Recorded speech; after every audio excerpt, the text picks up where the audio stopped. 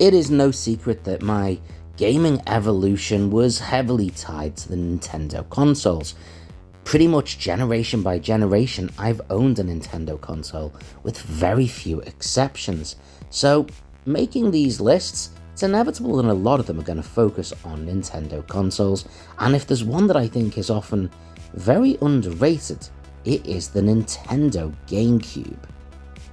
One of the most iconic visual consoles is one that is kind of overlooked by Nintendo fans in many ways, and some of that is kind of justified. But let's focus on the positive as we take a look at 6 of the best Nintendo GameCube games. Number 6. Resident Evil 2002. This is the remake of the original Resident Evil game, and in many ways is the game that revitalized the Resident Evil franchise. Quite frankly, I could have put an entire collection of Resident Evil games on this list, as they were all released on the GameCube, but this was the first one.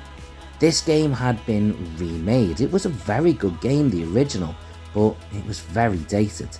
The Nintendo GameCube took advantage of this by making a game that was superior in every way to every other Resident Evil game out there.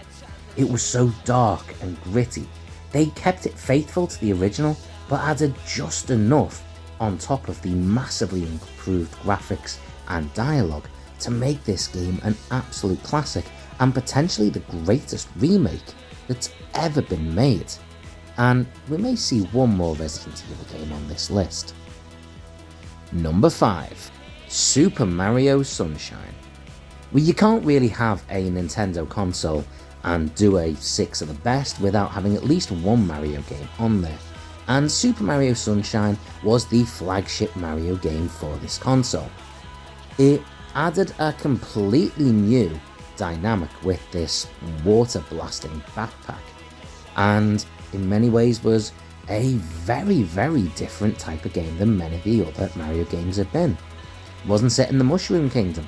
This one was set on Delfino Island, and some of it works really, really well, other bits don't. There's a reason why we didn't see these dynamics coming back in any other games, but that certainly gives this game a feel just of its own.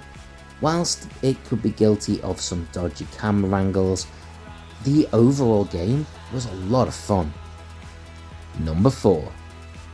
Time Splitters 2.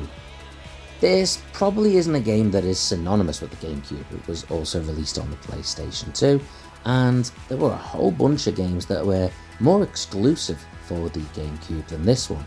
However, for me, this game is absolutely fantastic, and it really fits the GameCube. In a lot of ways, the gameplay of this seems very much like a spiritual sequel to GoldenEye 007 on the Nintendo 64. But instead of being a serious movie tie-in, Time Splitters 2 is absolutely bonkers. The very over-the-top and cartoony style kind of fits with a Nintendo console, and at the same time, the zombies and blasters and guns was all something pretty new and unique for the GameCube and any Nintendo console.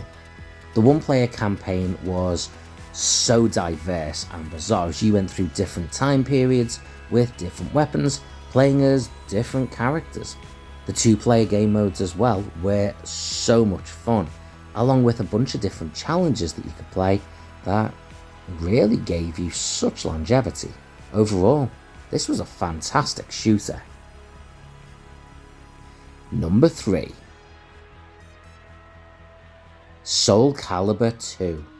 And yes, Soul Calibur 2 was released on the PlayStation, Xbox and Nintendo GameCube, but the Nintendo GameCube version, in my opinion, came with the best individualized character. With each version of the game, you got a different character, and the Nintendo GameCube's was the only one where that character really felt specific to that console, with the Soul Calibur 2 on the GameCube giving you Link from the Zelda games. I had never really played the Soul Calibur games before this one, so I didn't have a clue who any of the other characters were, but when I saw that Zelda was in the game, it gave me an in, and the other characters are a lot of fun too.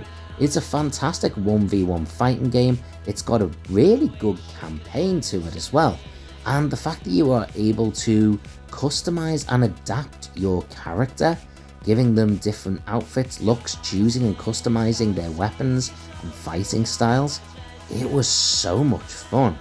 Again, being able to play as Link in this as well, it was probably the most fun I ever had with the Link character.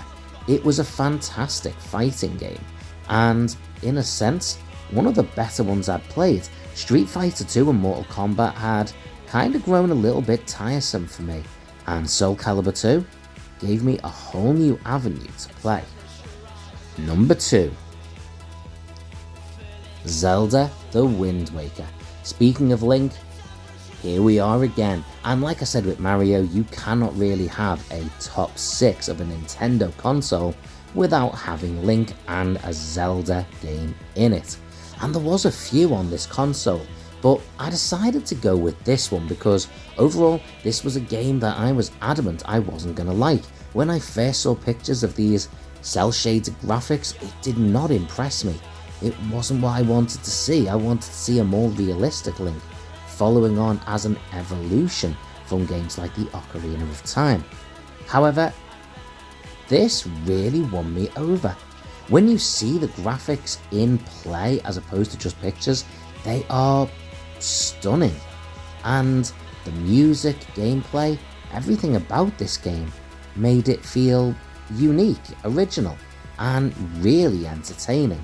It was a game that actually won me over, and trust me, that's not an easy thing to do. Sailing the open seas in this game, travelling from island to island, was something that was quite liberating. In many ways it felt like we were for the first time in a truly open world, and whilst at times it did feel like a fair bit of wandering around, that only added to the feeling that this was a real place and I couldn't just magically appear. I had to travel. Number 1. Resident Evil 4. It's no surprise we started this list with a Resident Evil game and we end it with one. Whereas Resident Evil 2002 was a remake of a brilliant game that was done well, Resident Evil 4 was a brand new Resident Evil game at the time, exclusively for the Gamecube, and it was a game that Nintendo really built the Gamecube around. Hell, you could get a special edition version of the Gamecube that was a Resident Evil 4 edition. You could get a specific control pad that was shaped like a chainsaw, individually blood splattered so that each one was unique, by the way. I should know, I own one. This game was a massive change for the Resident Evil franchise, and yet it was a change that worked perfectly.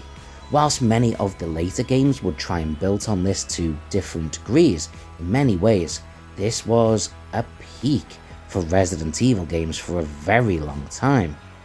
Whereas Resident Evil 2002 did what it did to perfection, Resident Evil 4 didn't try and do the same again, only better. It was a completely new way to Resident Evil, and it was one of the most iconic games on the console, in many ways one of the best games on the console.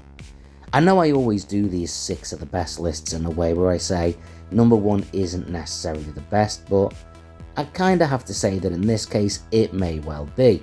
It's a debate between this and the first Resident Evil game. They're both so different and both so stunning. In many ways, the Nintendo GameCube was built around Resident Evil. Hell, we also had Resident Evil 0, but this one was an absolute work of art. But there we have it, 6 of the best Nintendo GameCube games. That's the end of my list. But what do you think? Is the one that you think I really missed off this that should be on it? Or is there one of these games that you think really doesn't deserve a place? Comment below, let me know. And as always, until next time, take the high ground.